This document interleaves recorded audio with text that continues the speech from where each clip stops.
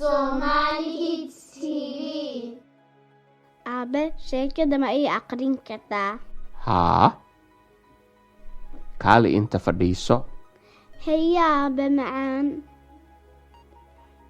sheeko gaaban hooyo macaan iyo cali.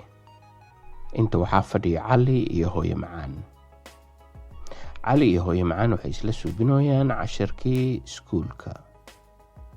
cali iyo hooyo macaan waxay fadhiyaan miiska. cali ma rabiyo casharkiisa iskoolka inuu suubiyo. asaga wuxuu rabi lahaa inuu bannaanka la joogo faarax iyo cabdinaasir iyo ismaaciil. faarax, cabdinaasir iyo ismaaciil bannaanka bay waxay ku ciyaarayaan kubadda cagta.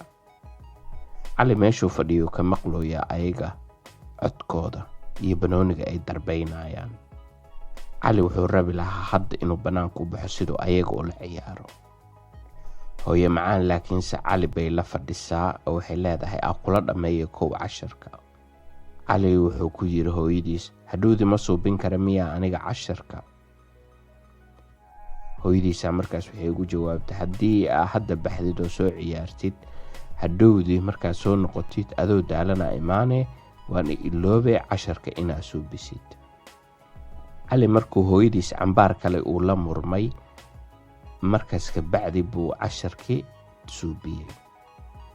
hooyo macaan markaas cali waxay u sheegtay inuu wiil aad u fiican uu yahay. hadduu saan ku sii socdana uu hooyadiis warka ka maqlana in hooyadiis waxyaabaha uu asaga jecel yahay inay siin doonto.